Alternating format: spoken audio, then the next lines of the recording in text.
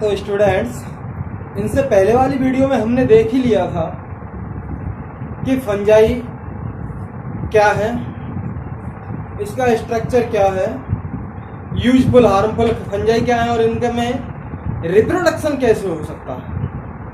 अब फंजाई को हम और डिटेल में स्टडी करेंगे तो फंजाई को हम कुछ क्लासेज में डिवाइड कर देते हैं। जो क्लासेज में डिवाइड करते हैं फंजाई को, उनको माइसीलियम यानी कि इनके स्ट्रक्चर के आधार पर डिवाइड कर देते हैं। इनमें स्पोर कैसे बनता है उसके आधार पर हम इसको डिवाइड कर देते हैं। और स्पोर किस में बनता है, वो क्या है, उसकी फ्रूटिंग बॉडीज वो क्या है। स्पोर जिस स्ट्रक्चर में बनेगा उस स्ट्रक्चर को हम फ्रूटिंग बॉडी कहते हैं। मान लीजिए ये है, यहाँ पे स्पोर बन रहे हैं तो ये क्या बन गया, हमारी फ्रूटिंग बॉडीज। फ्रूटिंग बॉडीज के आधार पर, स्पोर्स के आधार पर स्पोर्स कैसे हैं और माइसीलियम का स्ट्रक्चर कैसा है, इसके आधार पर फंजाई को 4 क्लासेज में हम डिवाइड कर देते हैं। किंगडम फंजाई को मोटे तौर पर 4 क्लासेज में हम डिवाइड करेंगे और इन क्लासेज को हम यहाँ पर पढ़ेंगे मलाई मार के। देखिए,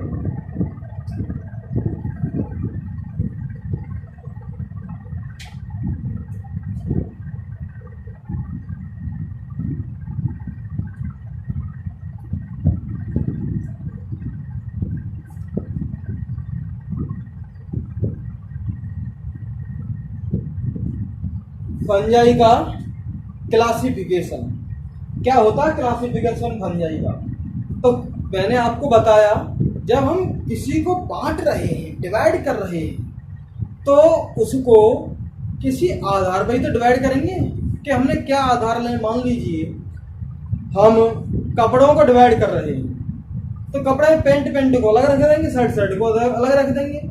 हमने यहाँ पे आधार कर लिया तो ऊपर पहनने वाले कपड़े अलग और नीचे पहनने वाले कपड़े अलग।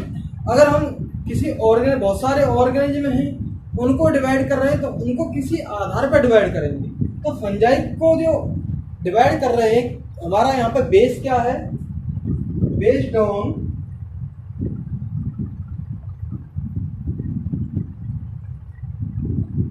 Mycelium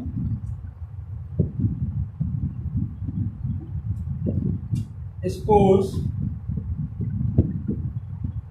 and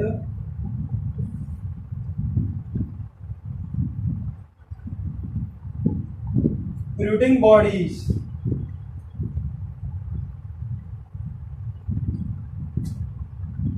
fungi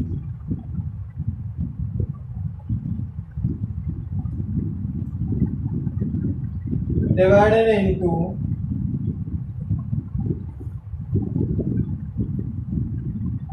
various classes. Fungi को कुछ क्लासेज में हम डिवाइड कर देते हैं, कुछ ग्रुप्स में हम डिवाइड कर देते हैं। उन ग्रुप्स का नाम दिया है क्लासेज।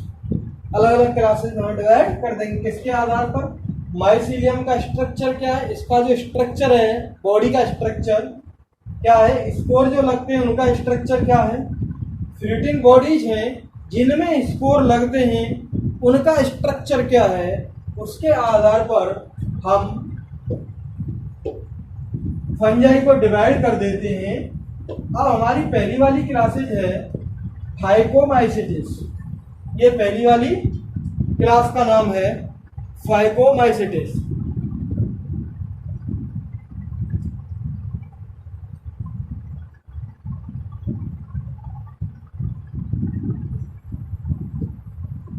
आपको यहाँ पर रट्टा मारना पड़ेगा भैया। देखिए, बायोलॉजी में क्या होता है कि जब कोई चीज समझ में नहीं आती है तो एक थ्योरी आती है जिसका नाम है MTR थ्योरी। MTR का मतलब होता है मारो तगड़ा रट्टा। MTR मारो तगड़ा रट्टा। फाइकोमाइसिटिस जब समझ में नहीं आ रहा तो MTR थ्योरी मार दो, याद तो होगी। तो फाइकोमाइसिटिस में जो है ये इसके ऑर्गेनिज्म कैसे हैं, इनकी क्या क्या खासियत है, इसमें कैसे तरह के फंजाई को इस ग्रुप में हमने रखा है। तो हम पहले वाले देख सकते हैं कि पहली वाली जो खासियत है कि ये है कि these are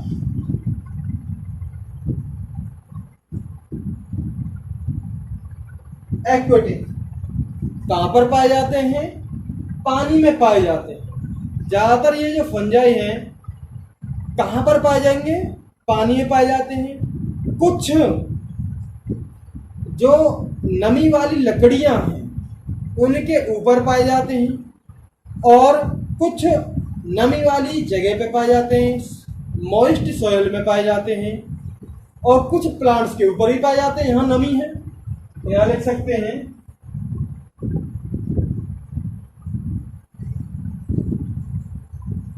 moist soil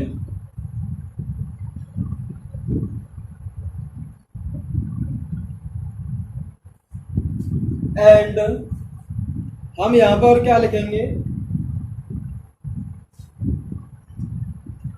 digging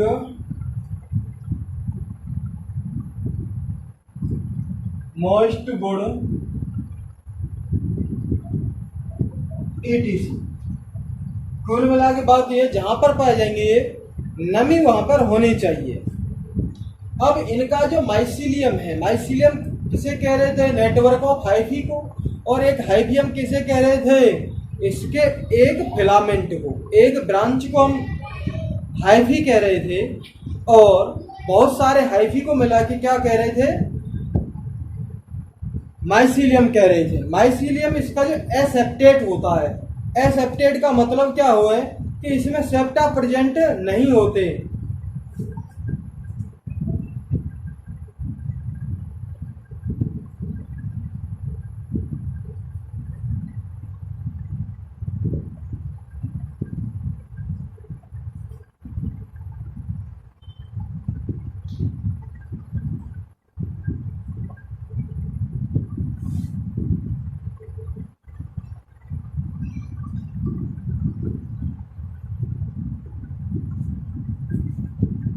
देखिए,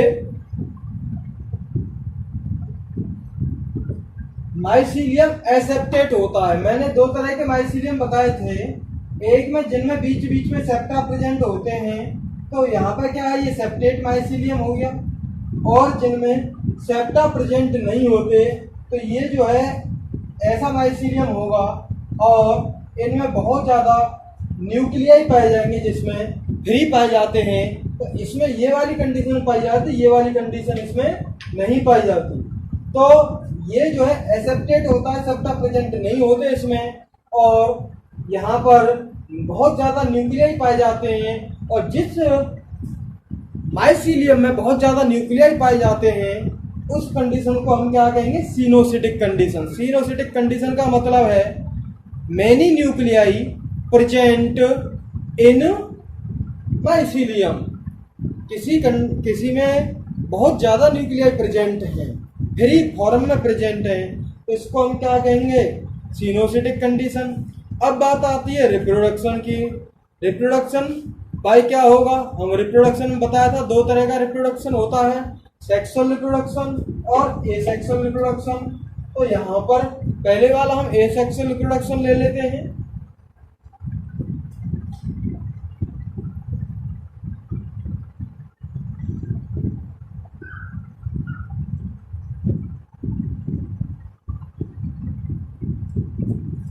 Asexual reproduction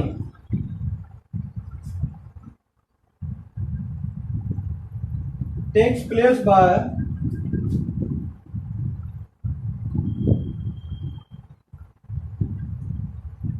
जूस्पोर्स। ये जूस्पोर्स मोटाइल होते हैं एंड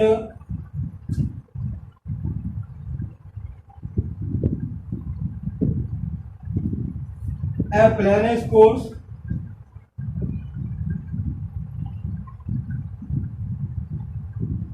ये नॉन मोटाइल होते हैं। अगर स्पोर्स के द्वारा हो रहा है एसेक्सुअल रिप्रोडक्शन और जो स्पोर मूवमेंट कर रहा है तो उसे हम क्या कहेंगे? जूस्पोर्स। और जो स्पोर्स मूवमेंट नहीं कर रहे तो उसे हम क्या कहेंगे? प्लेनोस्पोर्स। तो एसेक्सुअल रिप्रोडक्शन स्पोर्स के द्वारा होगा जूस्पोर्स के द्वारा और एप्लानोस्पोर्स के द्वारा, यानी कि ये वहीं के वहीं पड़े रहेंगे, इधर उधर नहीं जा सकते। और जूस्पोर्स जो हैं ये मूवमेंट कर सकते हैं, कहीं पानी वगैरह है तो वहां पर तैर के दूसरी जगह जा सकते हैं। तो रिप्रोडक्शन जब तैर के जो जा रहे हैं उनको हम क्या कहेंगे, जूस्पोर्स। और जो तैर नहीं सकते, मूवमेंट नहीं कर सकते, उसको हम क्या कहते हैं, एप्लानोस्पोर्स। तो ये हमारा एसेक्सुअल रिप्रोडक्शन हो गया। और सेक्सुअल रिप्रोडक्शन जो होता है भैया गैमीट के फ्यूजन से होगा।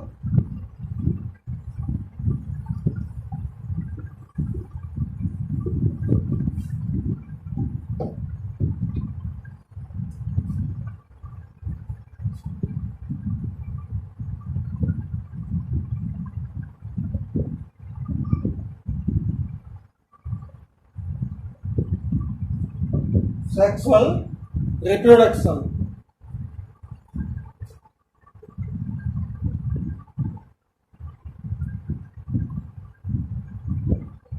takes place by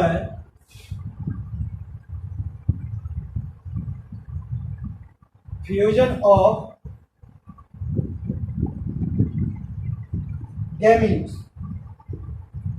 sexual reproduction gametes के फ्यूजन से होता है। अब यहाँ पर गैमीट 3 तरह के होते हैं। पहला जो गैमीट है, यहाँ पे मैं बता दूं टाइप्स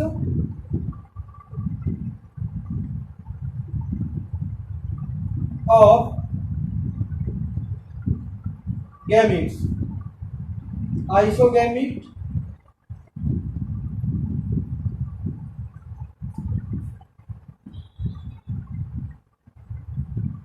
एनिसोगैमीट,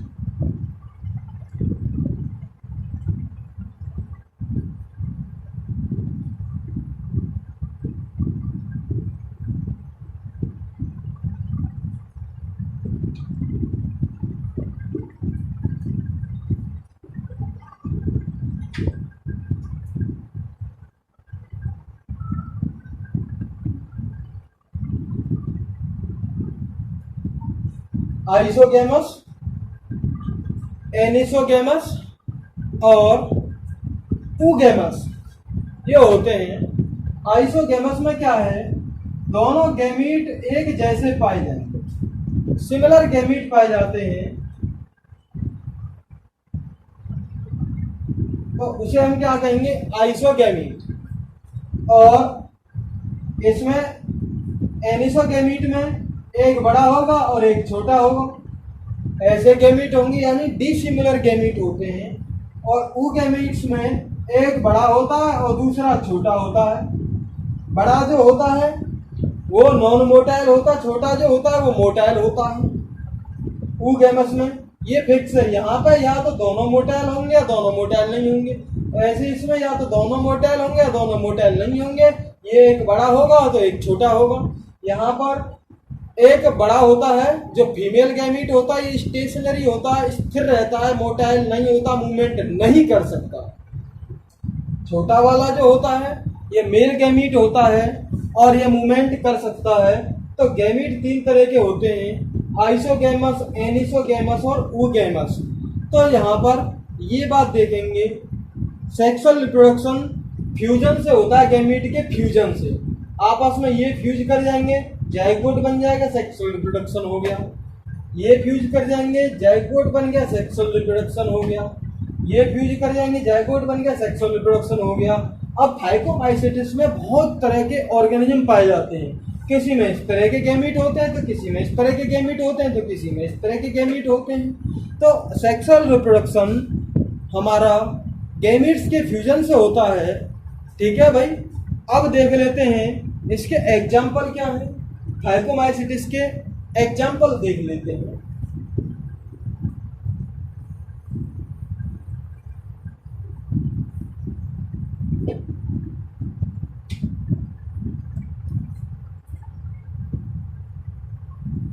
फाइकोमाइसेटिस के एग्जाम्पल एल्बुगो है,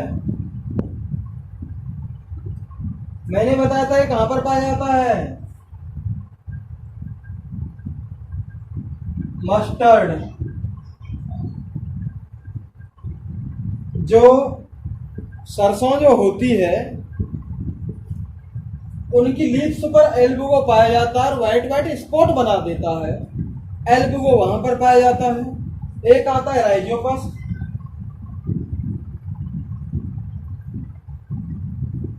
ये कहां पर पाया जाता है? ब्रेड पे। ब्रेड पे बहुत जबरदस्त ग्रो करता है, वहां पर पाया जाएगा। कौन? राइजोपस। एक आता है इसमें म्यूकर। म्यूकर जो पाया जाता है वो कहां पर पाया जाता है?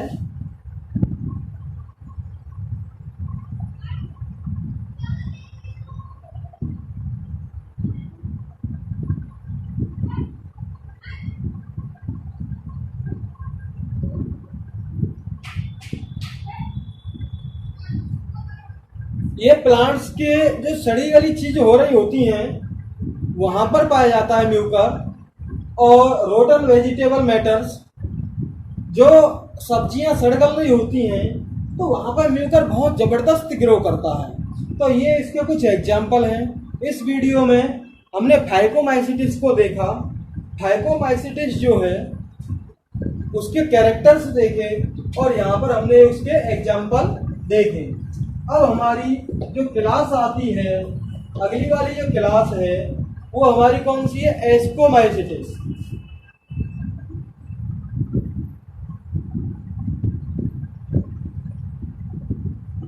इसको हम commonly called sac fungi.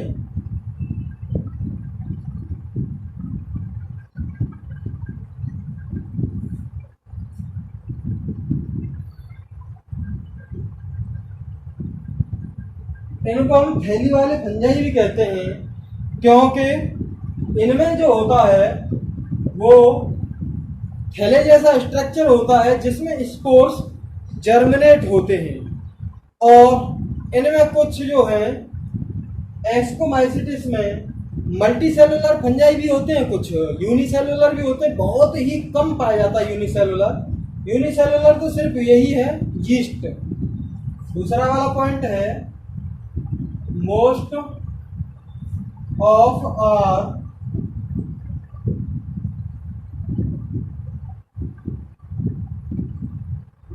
Multi cellular, example penicillium, but rare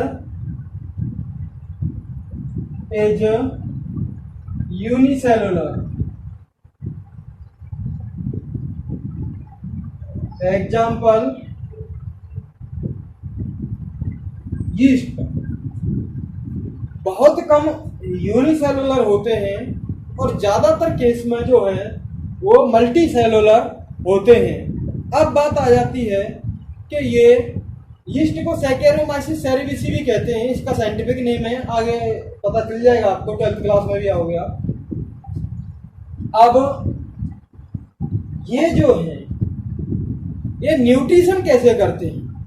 बात आती है कि एस्कोमाइसिटिस वाले ऑर्गेनिज्म कौन सा न्यूट्रिशन करते हैं?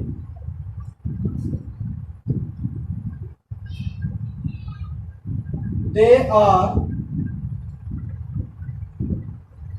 सैप्रोफाइट्स। सैप्रोफाइट्स का मतलब है अपना भोजन सड़ी गली चीजों से भी ले सकते हैं।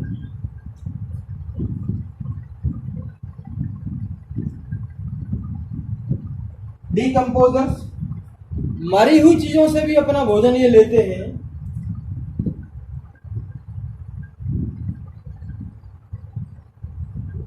पैरासिटिक, दूसरे ऑर्गेनिज्म पे पाए जाते हैं और उसे नुकसान पहुंचाते हैं।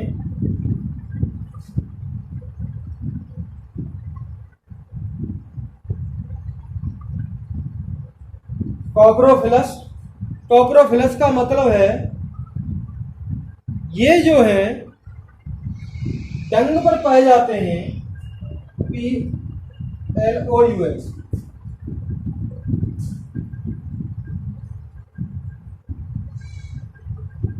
ग्रो ऑन डंग, मतलब गोबर पे भी ये ग्रो कर सकते हैं।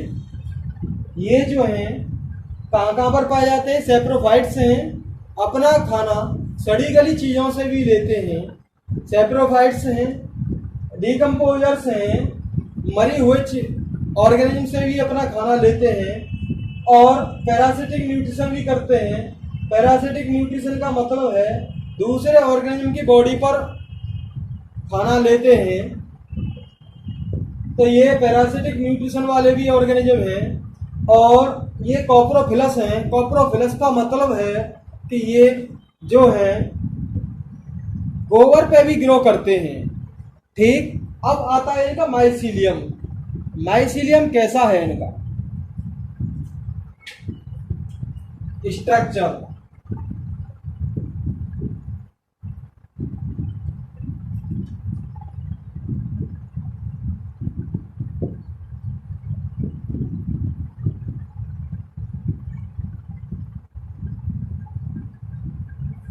माइसीलियम इनका सेप्टेट है, यानी कि उनके अंदर सेप्टा पाए जाते हैं, दीवार जैसे स्ट्रक्चर पाए जाते हैं, और ब्रांचड है, इस तरह का होगा। सेप्टा पाए जाते हैं, ब्रांचड है, यहां ब्रांच निकल गई, यहां ब्रांच निकल गई, ब्रांचड भी होता है। और अब बात आती है एसेक्सुअल रिप्रोडक्शन। एसेक्सुअल रिप्रोडक्शन जो है वो कॉनिडिया के द्वारा होता है। इसमें एग्जाम्पल उसका पेनिसिलियम है। एसेक्सुअल रिप्रोडक्शन की बात करेंगे तो कॉनिडिया के द्वारा हो रहा है। और कॉनिडिया किस पर लगता है? उस स्ट्रक्चर को हम क्या कहेंगे? कॉनिडियोफोर।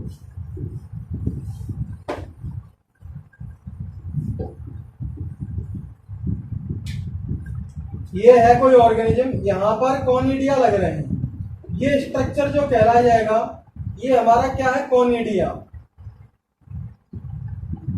ये कॉनिडिया है।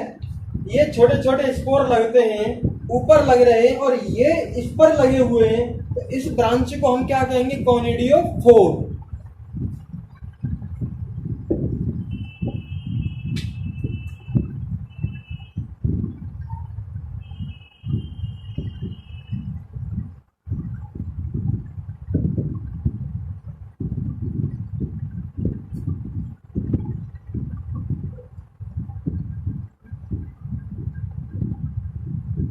which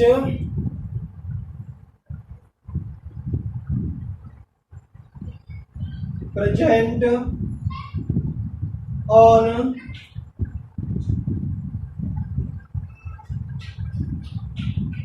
कॉनिडियोफोर। जिस पर कॉनिडिया प्रेजेंट होते हैं उसको हम क्या कहेंगे? कॉनिडियोफोर। कॉनिडिया नीचे गिर जाते हैं और नीचे गिर के फिर जर्मिनेट होके नया ऑर्गेनिज्म बनाते हैं। अब सेक्सुअल रिप्रोडक्शन जो होता है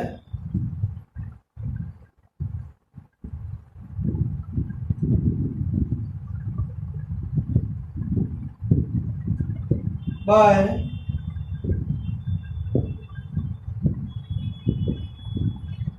ascospores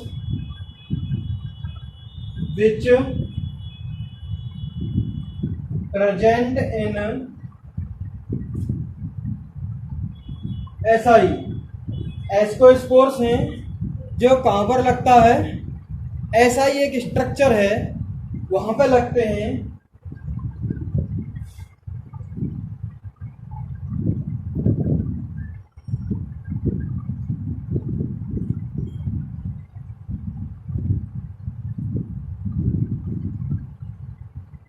SI present on ascocarp. ये देख लीजिए ये क्या लफड़ा है।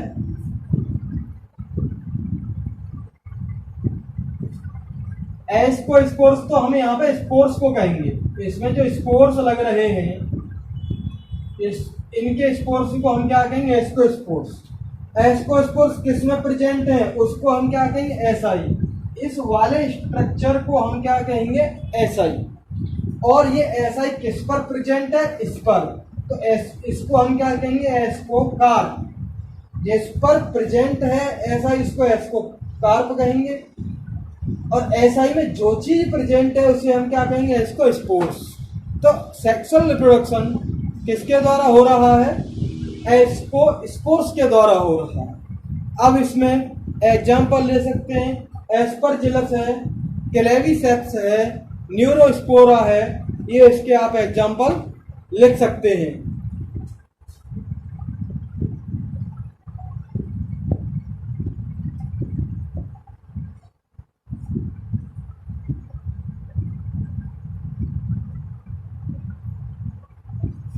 और तीसरा वाला जो था वो न्यूरोस्पोरा।